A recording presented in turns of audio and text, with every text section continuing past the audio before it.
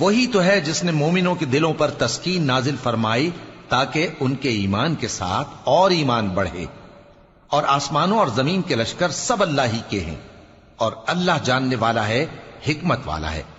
یہ اس لیے کہ وہ مومن مردوں اور مومن عورتوں کو بہشتوں میں جن کے نیچے نہریں بہ رہی ہیں داخل کرے، وہ اس میں ہمیشہ رہیں گے، اور تاکہ ان سے ان کے گناہوں کو دور کر دے، اور یہ اللہ کے نزدیک بڑی کامیابی ہے. اور اس لیے کہ منافق مردوں اور منافق عورتوں اور مشرک مردوں اور مشرک عورتوں کو جو اللہ کے بارے میں برے برے خیال رکھتے ہیں عذاب دے، انہی پر برے حادثے واقع ہوں، اور اللہ ان پر غصے ہوا اور ان پر لعنت کی اور ان کے لیے دوزخ تیار کی، اور وہ بری جگہ ہے.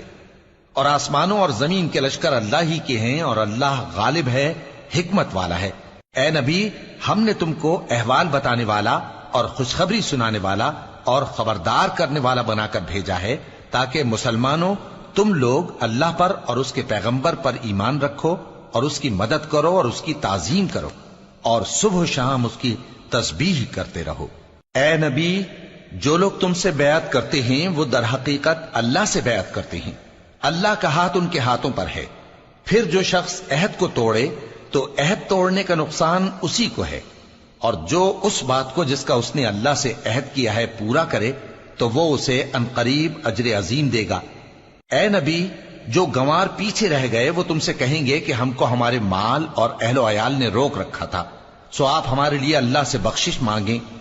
یہ لوگ اپنی زبان سے وہ بات کہتے ہیں جو ان کے دل میں نہیں ہے.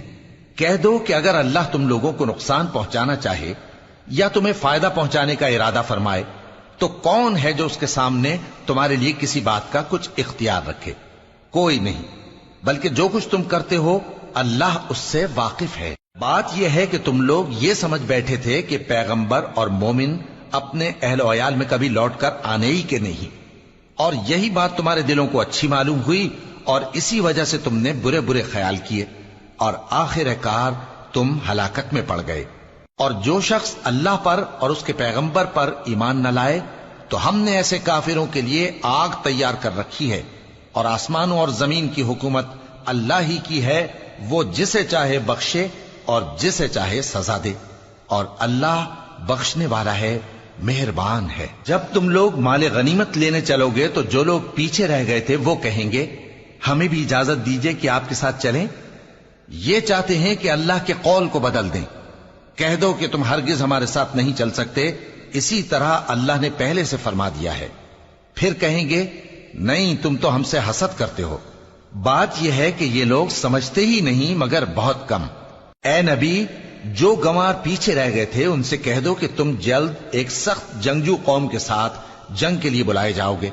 ان سے تم یا تو جنگ کرتے رہو گے یا وہ ہار مان لیں گے. اگر تم حکم مانو گے تو اللہ تم کو اچھا بدلہ دے گا، اور اگر منہ پھیر لو گے جیسے پہلی دفعہ پھیرا تھا تو وہ تم کو بڑی تکلیف کی سزا دے گا.